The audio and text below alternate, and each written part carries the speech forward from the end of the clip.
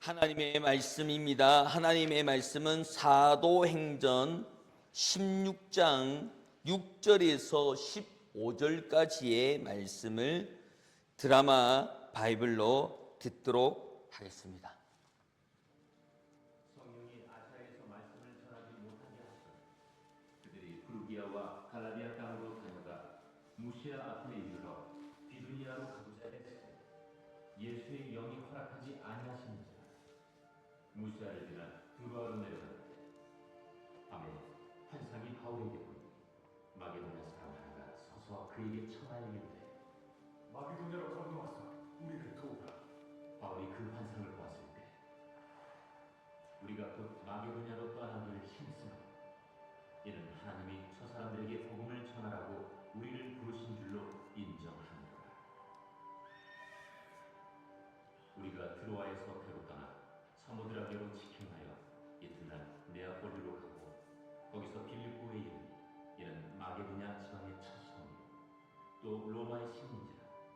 이 성에서 수일을 유하다가 안식일에 우리가 기도할 곳이 있을까 하여 문밖 한가에 나가 거기 앉아서 모인 여자들에게 말하는데 두아디라시에 있는 자색 옷감 장사로서 하나님을 섬기는 루디아라 하는 한 여자가 말을 듣고 있을 때 주께서 그 마음을 열어 바울의 말을 따르게 하신지라.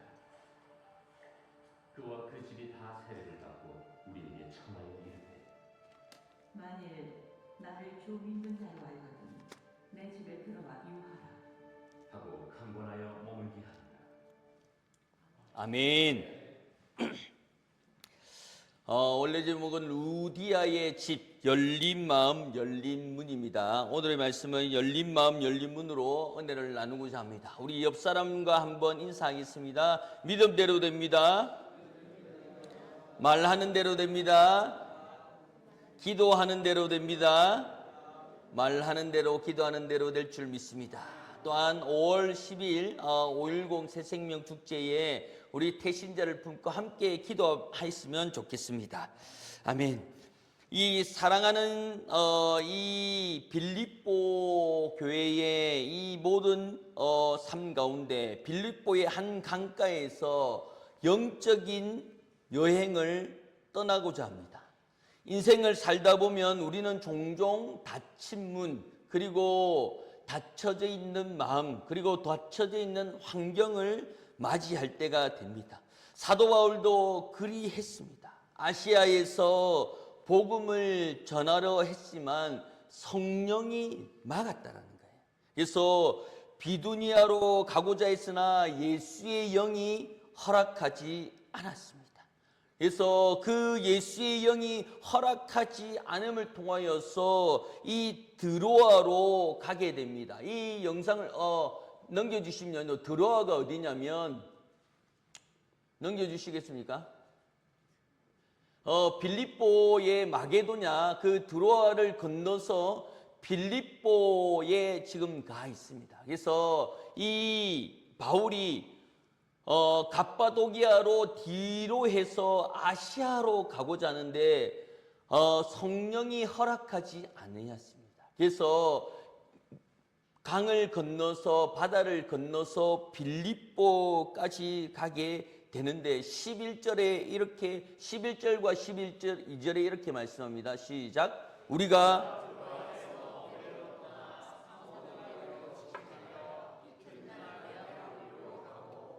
거기서 빌립보에 이르니 이는 마게도냐 지방의 첫 성이요 또 로마의 식민지라. 이 성에서 수일을 유하다가 아멘. 치밀한 하나님의 인도하심을 볼 수가 있는 것이 성경은 바울의 경로를 매우 상세하게 기록하고 있습니다. 여기서 보면 직행하여라고 표현을 했던 용어를 보면 순풍을 타고 거침없이 나아갔다라고 볼 수가 있습니다. 이는 바울의 계획이 꺾인 이 아시아의 사역을 중단하고 하나님의 계획이 시작되고자 하는 모든 상황이 그 물살을 타고 진행되는 것을 볼 수가 있습니다. 그래서 이 빌립보의 마게도냐의 첫 성이자 로마의 식민지였습니다. 당시 이 로마의 식민지는 로마의 특권층이 사는 도시가 됩니다. 왜냐하면 자기 그 식민지를 식민화시키기 위해서 로마의 문화를 심어줄 수 있는 특권층이 가 있는 겁니다. 그래서 로마의 법과 또한 로마의 문화와 로마의 지배 아래에 있던 곳이었습니다. 그런데 하나님의 가장 강력한 로마의 심장부 중 하나인 이곳에서 유럽의 선교의 첫 발을 딛게 되는 것입니다. 그런데 이 사방이 막힌 것 같을 때에 하나님의 환상을 통해서 그 아시아가 아니라 마게도냐로 그 바울을 불렀습니다. 그렇게 도착한 곳이 유럽의 첫 성인 빌립보였는데 그 하나님의 인도하심을 따라 간 거잖아요. 하나님의 인도하심으로 이끌어 갔는데 하나님께서 인도하여 주시면 우리가 기대감이 있잖아요. 좋을 것이고 환영할 것이고 또한 성대할 것이라는 생각들을 가지고 있는데 대단한 환영의 인파는커녕 예배 드릴 예배 처소도 없는 겁니다. 그래서 바울은 안식일에 기도할 곳을 찾다가 그 성 밖에 있는 강가로 나가게 됩니다. 또한 거기서 한 여인을 만나게 되는데 그 여인이 루디아라고 하는 사람이었습니다. 13절 말씀입니다. 14절입니다. 안식일에 우리가 기도할 곳이 있을까 하여 문밖 강가에 나가 거기에 앉아서 모인 여자들에게 말하는데 아멘. 유대인의 관습상에 성인 남자의 10명이 있으면 무조건 회당을 세우게 됩니다. 왜냐하면 예배할 처소를 먼저 짓는 겁니다. 그런데 이 빌립보에는 회당이 없었습니다. 그 말이 뭡니까? 그 유대인의 그 10명이 없다라는 거예요. 즉 예수를 믿는 사람이 없다라는 거예요. 그만큼 영적으로 척박하고 유대계의 영향이 미미한 곳임을 시사하고 있습니다. 이 강가의 처소는 바울은 포기하지 않고 기도할 곳을 찾아서 성 밖의 강가로 나아가게 됩니다. 하나님의 인도하심을 따라서 화려하고 좋은 도시에서 좋은 처소를 예비할 줄 알았는데 예배 처소도 없는 그곳, 그 빌립보에 첫 발을 디디게 됩니다. 그래서 이 바울은 조용한 곳을 찾게 됩니다. 그러면서 하나님께 따지겠죠. 하나님 불러주셨는데 예배당도 없습니다. 환영하는 사람도 없습니다. 아니 예수 믿는 사람 10명도 없는 이곳에서 어떻게 해야 됩니까?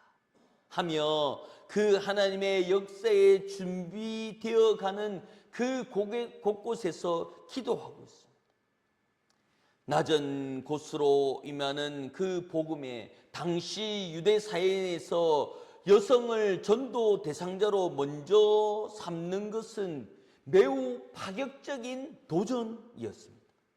하나님은 사회적 약자이자 소외된 여성들의 간절한 기도를 유럽 선교의 첫 불씨로 사용하고 있는 가운데 있더라. 지금 미국과 이란이 전쟁을 이끌고 있는데 그 이란의 전쟁이 일어났던 일들도 그 여성의 탄압과 히잡을 쓰지 않았던 그 이유로 화형시키고 사형시켰던 그 일들로서 그 가운데 예수를 알고 예수 복음을 위해서 싸웠던 그 불씨가 품어져 나온 것처럼 오늘 지금 이 시대에도 이루어져 가고 있는 가운데 있더라. 14절에 이렇게 말씀합니다. 14절입니다. 시작. 두아디라시에 있는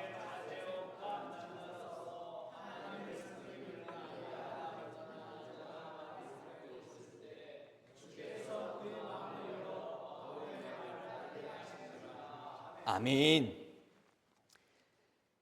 그녀는 두아디라 출신이었습니다. 두아디라는 아까 사진을 보실 때에 그 바다 안쪽입니다. 아시아 쪽에 있는 그 두아디라 아시아 지역에 있는 그 여인이 바울이 아시아로 가려다고 막혔는 유럽으로 왔는데 그 아시아 사람인 루디아를 만나게 됐는데 이 여인은 옷 장사하는 사람 같아요. 그러니까 자색 옷감 장사하는 사람이 이 루디아를 만나게 됩니다. 그래서 하나님은 이 두 사람을 이 빌립보 낯선 땅의 강가에서 만나게 되는 것입니다.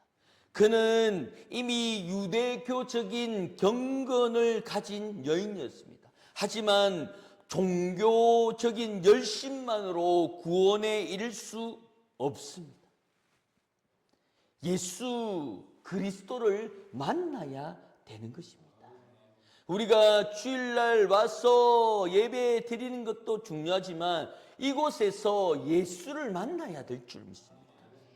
예수님의 부르심과 예수의 그 마음을 품지 않으면 되지 않는 겁니다. 이 노란색으로 적혀 있는 것이 뭡니까? 주께서 그 마음을 열어라고 시작합니다. 그래서 내가 눈을 열어서 그 말씀을 듣고자 하며 호기심이 있어야 되는 겁니다. 주께서 그 마음의 문을 열었다라고 하는 구절 가운데 이 열렸다라고 얘기하는 것은 헬라어로 디아노이고라고 하는데 이것이 뭐냐면 완전히 관통했다는 거예요. 하나님의 복음이 그 마음에 관통했다는 거예요. 그러니 그 마음의 문을 주께서 열었다라고 얘기하는 것은 그 어둠에 간 것 또한 견고한 진의 그 마음의 문을 관통해서 열었다라는 겁니다. 그러니 완고한 나의 마음, 예수 있는지 잘 모르겠어. 내가 교회를 열심히 다닌다고 예배를 열심히 드렸다지만 그 복음에 대해서 관심이 있느냐는 겁니다. 그러니 내 복음에 대해서 관심을 가지고 예배에 대해서 찬양에 대해서 기도에 대해서 내가 입을 열어서 고백하는 그 순간 내가 잘 알지 못하지만 내가 한번 따라보고 말씀을 읽는 가운데 하나님께서 그 마음을 열어주시는 줄 믿습니다.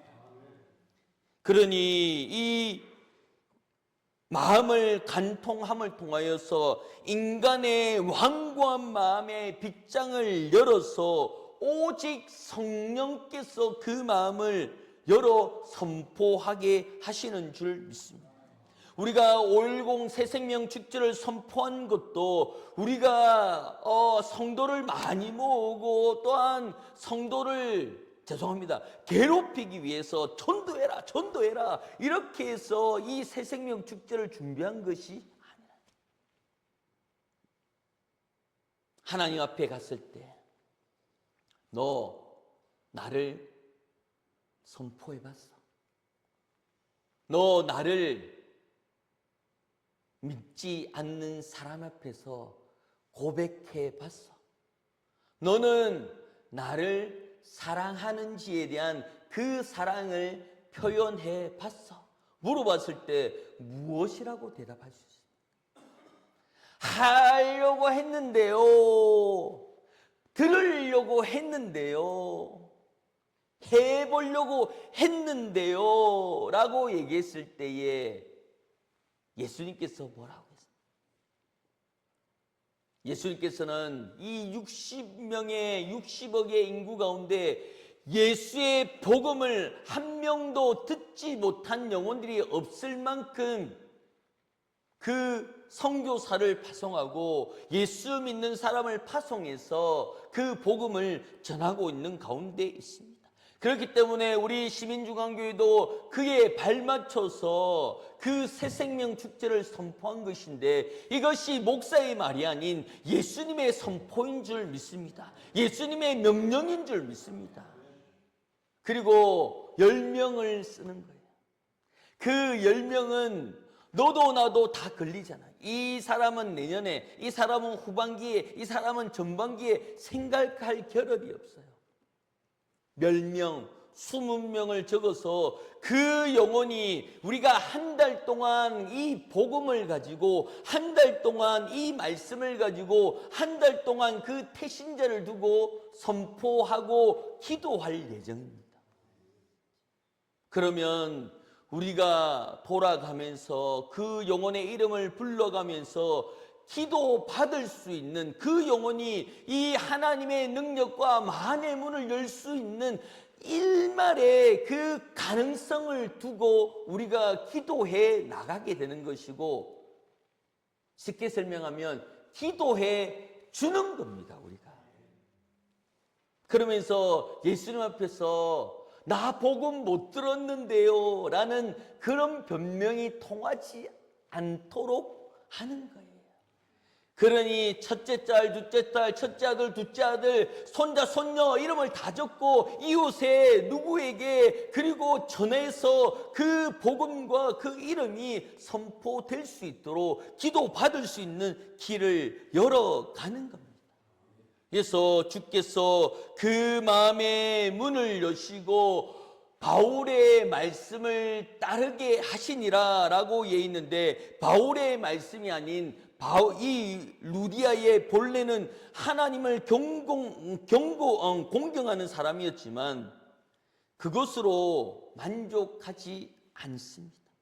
복음을 들려올 때 그 복음이 얼마나 중요한지를 나타내 보여지는데, 이 여인을 통하여서 마음의 문을 열면서 마음의 빗장을 여는 가운데 하나님의 예수 그리스도 바울의 말에 따라서 하나님 복음이 내 마음에 들어옴을 통하여서 나타내 보여지는 고백들이 나타나게 되는 겁니다. 예전에 헬런 켈러 책을 보면 그 설리반이라고 하는 그 가정교사가 있습니다. 그래서 그 귀가 안 들리고 또한 말을 못하는 그 헬런 켈러에게 아무리 얘기했지만 자기 고집대로 공부하지 않고 자기 고집대로 막 행동해 나가는 거예요. 그래서 입에 손을 대서 water라고 얘기했지만 공부를 배우려고 하지 않는 거예요. 그리고 그것에 대해 생소하기 때문에 안 하려고 하는 거예요. 그런데 이 설리반은 그것을 포기하지 않고 그 헬레클레의 손을 붙잡고 우물가에 가서 그 얼굴에 물을 부어가면서 와트 하면서 소리 지르는 가운데 그 헬레클레가 그 물을 맞으면서 이게 물이구나, 이 설리반이 입에 대고 what 하는 그 발음을 손으로 느끼면서 몸으로 그 물을 느끼면서 이게 물이구나 라고 느끼는 것처럼 우리의 영혼도 마찬가지로 생명의 생수를 마음의 적심을 통하여서 이것이 성령이구나, 이것이 복음이구나, 이것이 예수의 사랑이구나 라는 것을 느낄 수 있어야 될 줄 믿습니다. 루디아는 자주 옷감의 장사꾼이었습니다. 이때 당시에 자줏빛 염료는 조개나 아니면 식품에서 추출해내기에 매우 어려운 황금만큼 어렵고 황금만큼 값어치가 있는 것이 이 자주옷이었습니다.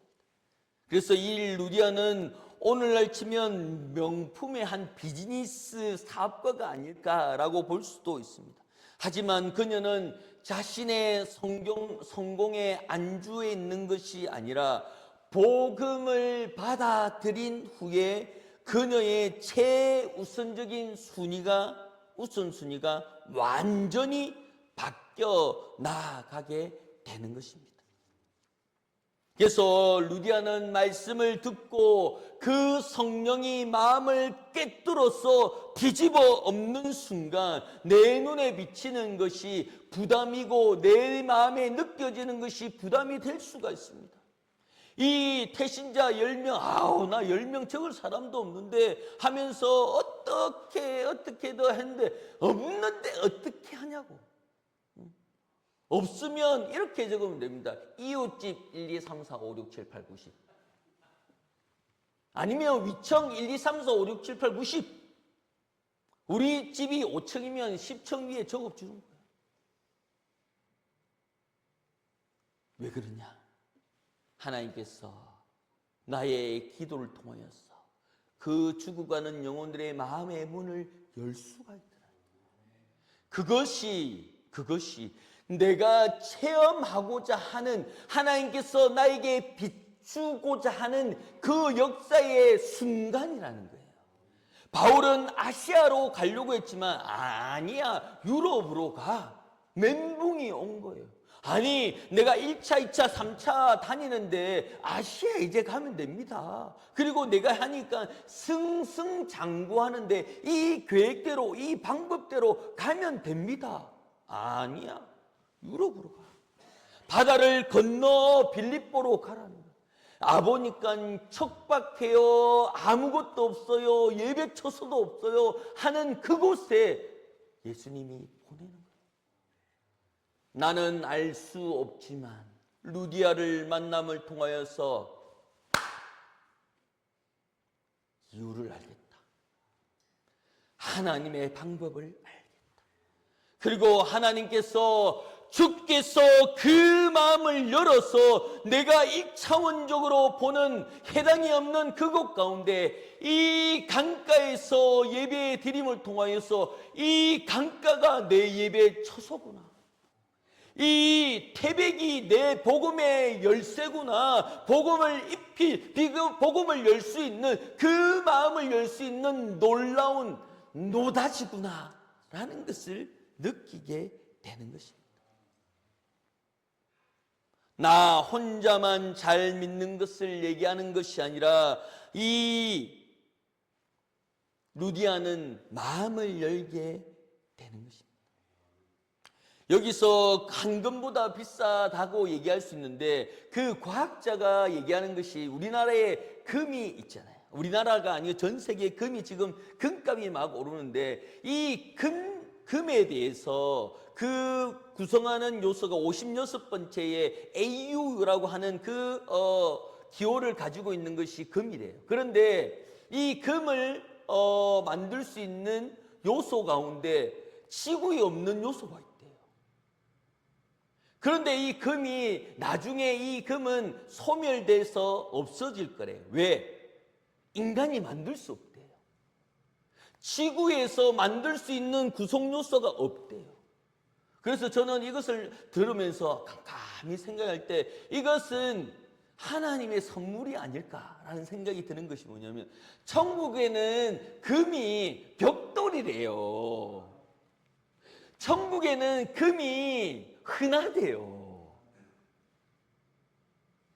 그 금이 그 천국에서 구성될 수 있는 구성 요소지 지구에서 나타날 수 있는 구성 요소가 아니래요. 그러니까 금이 사라진대요. 그래서 과학자들이 얘기하는 것이 뭐냐면, 금의 그 대부분이 내핵, 그 지구의 그 가운데 있는 그 핵에 가면 금이 만들어질 요소가 있을 것이다 라고 추측하더라고요.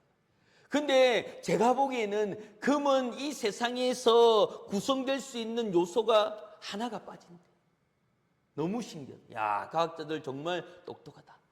그러면서 우리가 접목할 수 있는 것이 뭡니까? 아, 이거는 하나님이 우리에게 주신 선물이구나. 선물이구나.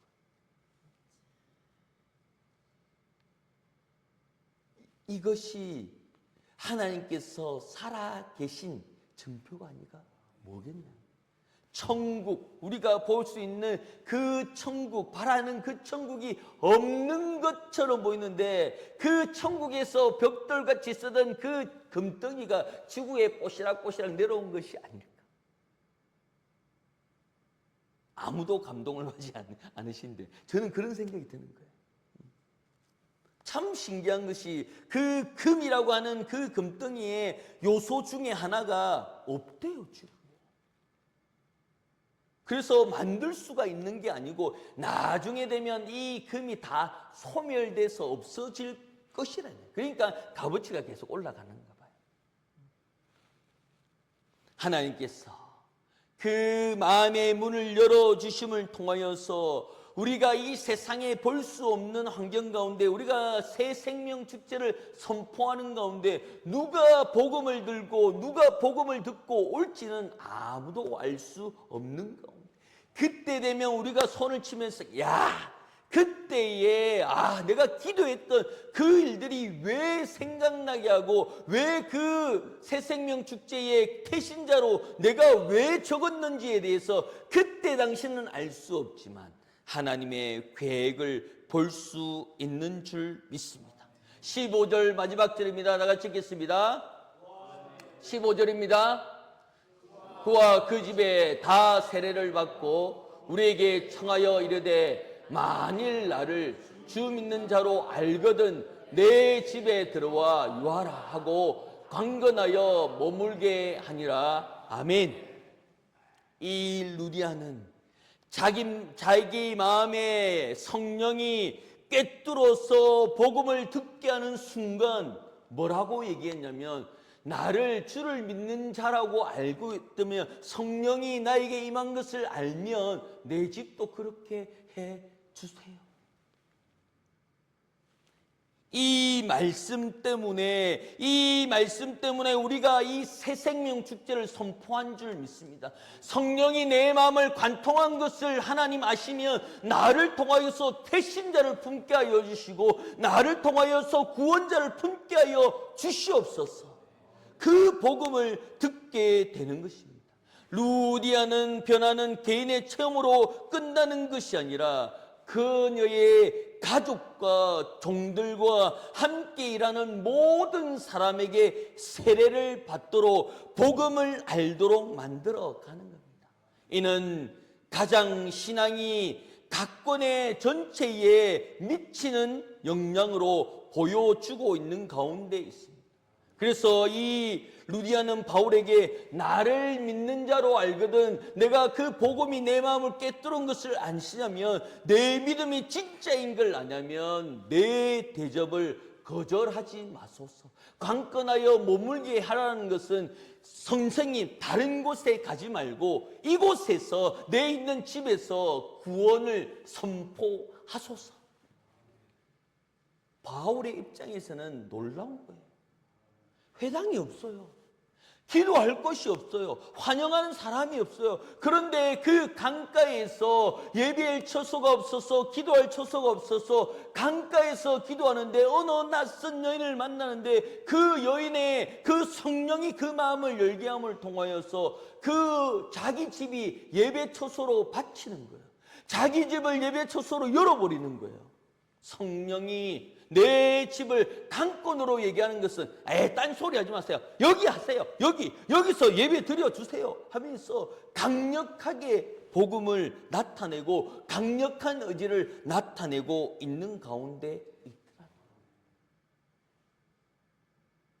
하나님께서 우리 교회를 통하여서 이곳에서 이 번영로 104 이 길에서 하나님께서 왜 예배당이 열리고 예배당을 건축하고 예배당을 세웠던 그 이유가 뭐냐? 하나님의 강권이 있는 줄 믿습니다. 그 죽어가던 그 힘들어하고 주저있던 그 영혼들의 강권이 있는 줄 믿습니다. 비록 작아 보일지 몰라도 하나님께서 이 자리에 놀라운 일들을 만들어가고 계획하고 계신 줄 믿습니다. 그러므로 나를 주를 믿는 자로 알면 내 가정과 내 직장과 내 자녀들이 구원받을 줄 믿습니다. 강권적으로 그 복음을 강구하며 내 마음에 품며 있으면 그 품는 것으로 인하여서 그 마음의 문을 하나님께서 관통시켜 주실 줄 믿습니다. 그 루디아의 그 복음처럼 루디아의 그 강권처럼 우리가 그 복음 안에서 강권적으로 품고 나아갈 수 있는 귀한 은혜의 자리가 되기를 예수 이름으로 축원합니다. 아멘. 기도드립니다.